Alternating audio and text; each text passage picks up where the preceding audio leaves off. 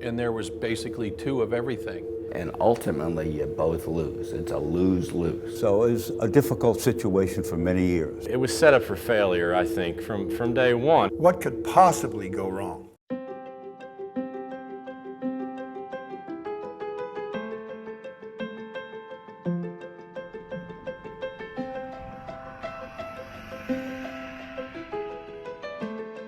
Early to mid 1970s, the community was formed, and within it over the next decade were two private clubs, right? Eastpointe Golf and Racquet and Eastpointe Country Club.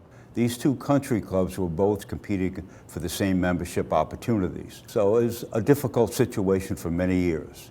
Two golf courses separating the community. It was set up for failure, I think, from day one. Because the last thing you want to do is fight with your neighbor. It was like the Hatfields and the McCoys out there. How can that possibly work? And you know what? It worked for 30 years. So over the years, the clubs would kind of go back and forth. One would be doing really well and one would kind of struggle. And some of the members would leave one club and go to another. And you can imagine over the years, there continued to be conflict. As the economy changed, as golf changed, as more golf courses were being built in the area, we started to suffer. And not just one course, both golf courses were suffering. So you both lower your prices, you both compete with each other, and ultimately you both lose. It's a lose-lose. So it made no sense to have the competing clubs. Finally, in 2015, we figured out how to merge. Found a way to get it done, and November 1st, 2015 was the official merger date. But they finally made the right decision where we are stronger together than we are fighting each other. I think what really worked is we took the approach that we're not trying to win a negotiation here. It's not Eastpointe Country Club versus Eastpointe Golf and Racquet and who's going to get the best deal out of this merger. The goal was to merge the clubs. At the end of the merger, what the country club was left with, all of our facilities were in relatively good shape, but they were aging. The golf and racquet particularly needed an awful lot of work. And there was basically two of everything. We realized that we had an extra driving range, an extra tennis complex, an extra parking lot, an extra clubhouse. Okay, let's do something. Now, how do we do it? How do we pay for it? And that's another story.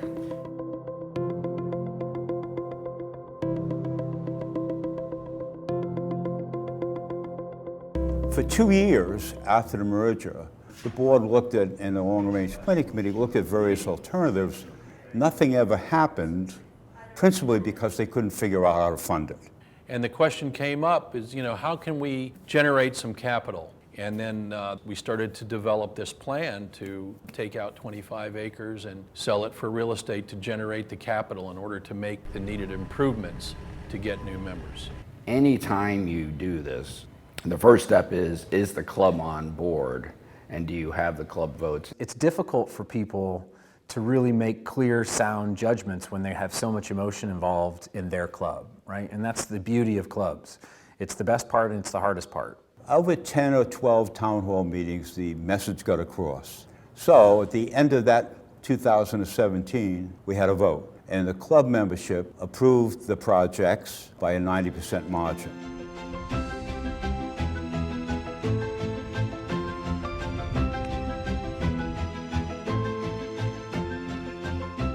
We realized that the west course was the course that we would look at in terms of taking out the range, the tennis complex, and maybe a portion of part of the golf course. We started out here 52 homes, and we wound up needing 75 homes in order to pay for the development.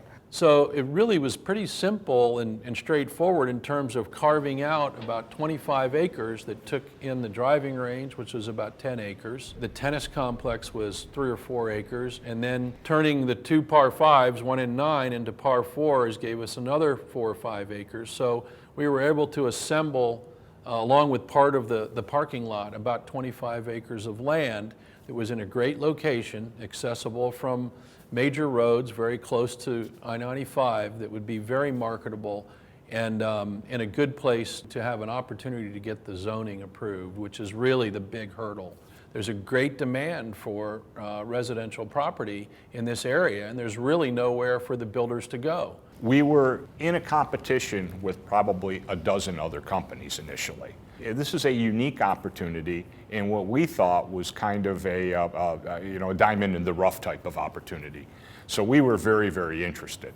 Sugar Nest wasn't just picked out of the air. They had to compete with 10 other builders making proposals, and strong builders, very strong builders in the area. One of the things we can do as a smaller family business is we can be a little more nimble, we can make decisions a little quicker, and we can be a little more flexible in our decision making. We were able to come up with a format where, again, we were comfortable and the club was comfortable printing money along the way.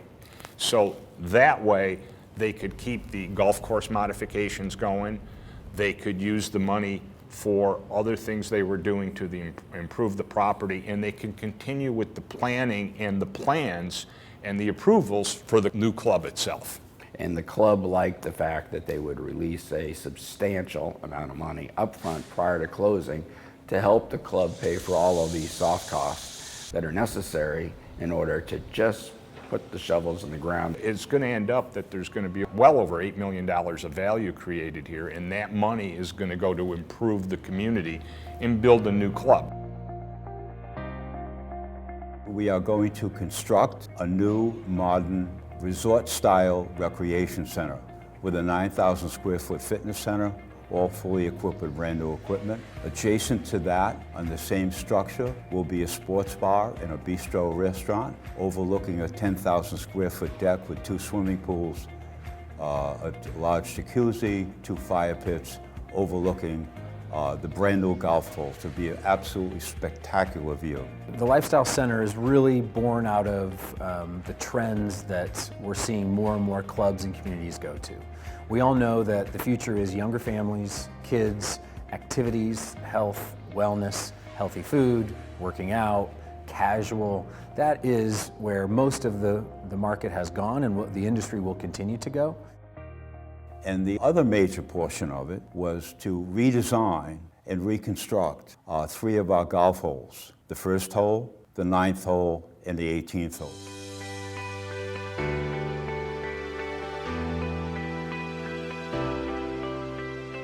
John Sanford and his group puts together this beautiful architectural plan of these new 3 holes. And he's got fill in this lake, create this lake, move this tee, this green goes over here. When you take 25 acres out of golf and turn it into a residential subdivision, you have to add lakes. We still had to come up with 3 additional acres of lakes within about a 20-acre golf course area. It was a bit of a balancing act in order to keep those 3 holes playable and enjoyable for the average member out here, and at the same time expand the lakes in order to meet the water management requirements. If we can't do that, you don't have a project. You cannot build any of this without a South Florida water management permit.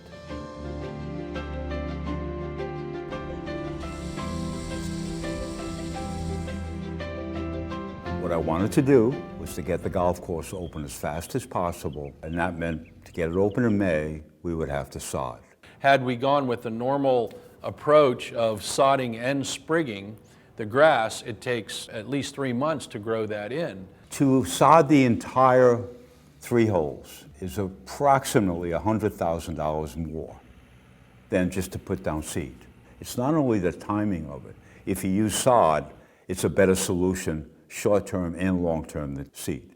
Now, since we're going to sod all the golf course improvements, the course will be ready to play in about 4 weeks. So that accelerates the opening schedule by at least 2 months. We have to match the grass of yesteryear, so to speak. This, when it was built, 419 Bermuda was the grass of choice. Tiff Dwarf for the greens was the choice. And now 40-something years later, Celebration Bermuda or Tiff Tough Bermuda or Latitude, and then there's Tiff Eagle for the greens. Those are the new blends of grasses. But they want to keep consistent throughout what they have. So it was kind of difficult to find Tiff Dwarf greens. That's a thing of the past. There's a couple growers that have it, but that grass is a premium.